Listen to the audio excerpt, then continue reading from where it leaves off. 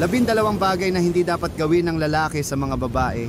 Paano kung sabihin ko sa iyo na may 12 bagay na ginagawa ng mga lalaki sa babae na seryosong sumisira sa respeto at relasyon, pero matututo kang iwasan ang mga ito sa bidyong ito? Kung nagkakamali ka sa pakikitungo sa mga babae, baka ikaw pa ang dahilan kung bakit hindi umuusad ang koneksyon mo. Kung hindi mo malalaman ang mga ito, maaaring mawala ang tiwala at pagkakataon mo. Manood hanggang dulo para i-unlock ang stoic secrets ng tunay na respeto. Kumusta mga kaibigan? Welcome back sa ating channel. Ngayon pag-uusapan natin ang 12 bagay na hindi dapat gawin ng mga lalaki sa mga babae base sa stoic mindset. Hindi ito tungkol sa pagiging perfect, kundi sa pagiging tunay na magalang at disiplinado.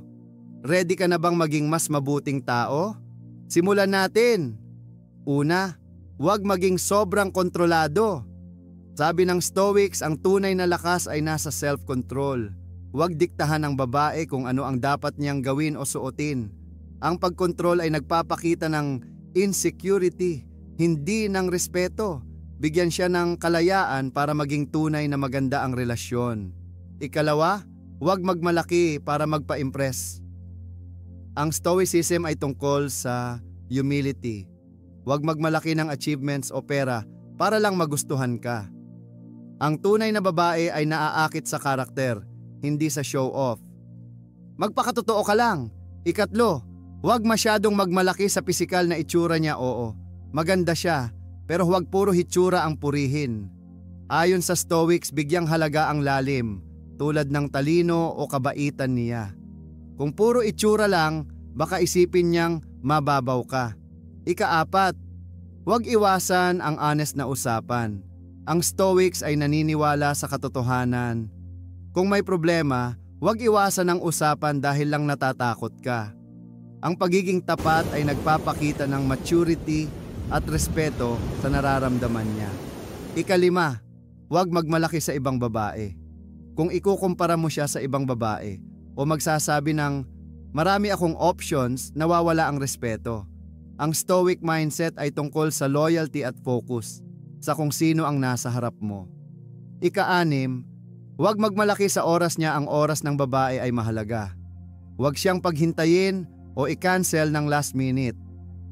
Ayon sa Stoics, ang disiplina sa oras ay nagpapakita ng respeto sa kanya at sa relasyon. Ika-7, huwag hayaang emosyon ang magdikta. Ang Stoicism ay tungkol sa pagkontrol ng emosyon. Kung galit o frustrated ka, huwag ibuhos sa kanya. Magpahinga muna, pag-isipan, at kausapin siya ng kalmado. Ika-8, huwag magmalaki sa nararamdaman niya. Kung nagbahagi siya ng nararamdaman, huwag balewalain o sabihing OA siya. Ang Stoics ay nagtuturo ng empatiya. Pakinggan siya ng buong puso para maging mas malalim ang tiwala nyo. Ika-9, huwag masyadong magmadali sa relasyon. Huwag pilitin ang babae na maging exclusive agad o magmadali sa physical intimacy. Ang stoic mindset ay tungkol sa pasensya at tamang timing para mas tumibay ang pundasyon ng relasyon. Ika-10, huwag magmalaki sa promesa. Ang Stoics ay naniniwala sa actions over words. Huwag magbigay ng mga pangakong hindi mo kayang tuparin. Ang hindi pagtupad sa sinabi ay sumisira ng tiwala at respeto. Ika-11, huwag magmalaki sa paghingi ng sorry. Kung mali ka, mag-sorry ng buong puso, pero huwag abusuhin ang salitang sorry para lang makalusot.